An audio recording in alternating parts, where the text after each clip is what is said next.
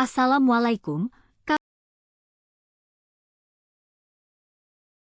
Analisis isi adalah suatu teknik penelitian yang dilakukan secara tujuan analisis isi. Pertama, analisis isi secara umum memiliki tujuan. Ragam metode analisis isi. Pertama, kuantitatif. Klasifikasi karakteristik penelitian analisis isi kuantitatif. 1. Prinsip sistematik. 2. Prinsip objektif. 3. Kuantitatif. 4. Isi yang nyata, manifest. 5. Replikabel. 6. Perangkuman.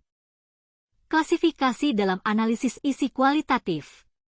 1. Analisis isi pragmatis. 2. Analisis isi semantik. 3. Analisis sarana tanda. Metode analisis isi kualitatif, analisis wacana, analisis semiotik dan analisis hermeneutika. Analisis semiotik, semiotik analisis. Semiotika adalah ilmu tentang tanda.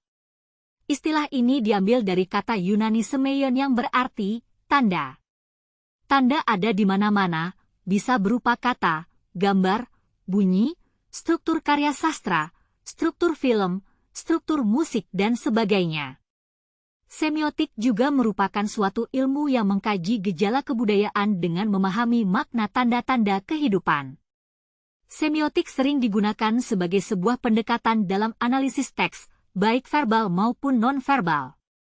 Analisis wacana, discourse analisis.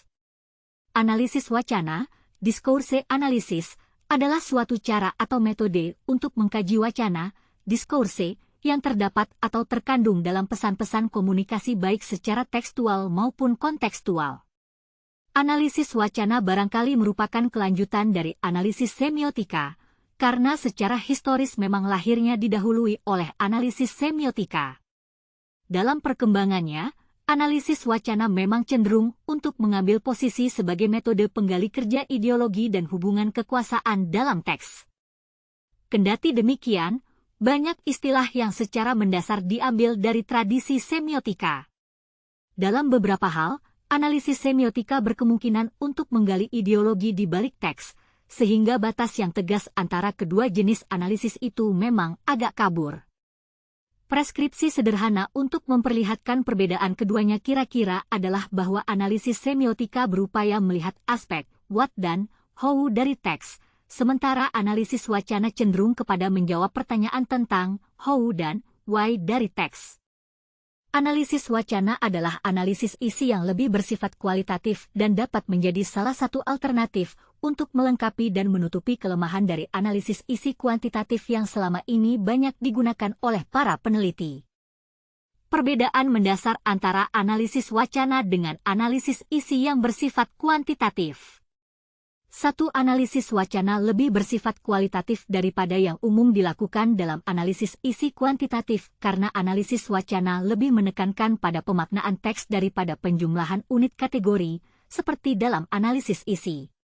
2. Analisis isi kuantitatif digunakan untuk membedah muatan teks komunikasi yang bersifat manifest, nyata, sedangkan analisis wacana justru memfokuskan pada pesan yang bersifat laten, tersembunyi. 3. Analisis isi kuantitatif hanya dapat mempertimbangkan apa yang dikatakan, what, tetapi tidak dapat menyelidiki bagaimana ia dikatakan, how. 4. Analisis wacana tidak berpretensi melakukan generalisasi, sedangkan analisis isi kuantitatif diarahkan untuk membuat generalisasi. Analisis hermeneutika. Secara umum hermeneutika didefinisikan sebagai suatu teori atau filsafat tentang interpretasi makna. Kata hermeneutika berasal dari kata kerja Yunani hermeneuein yang memiliki arti menafsirkan, menginterpretasikan, atau menerjemahkan. Pendekatan hermeneutik merupakan satu metode penafsiran yang berangkat dari analisa bahasa dan kemudian melangkah kepada analisa konteks, untuk selanjutnya menarik makna yang didapat ke dalam ruang dan waktu saat pemahaman dan penafsiran tersebut dilakukan.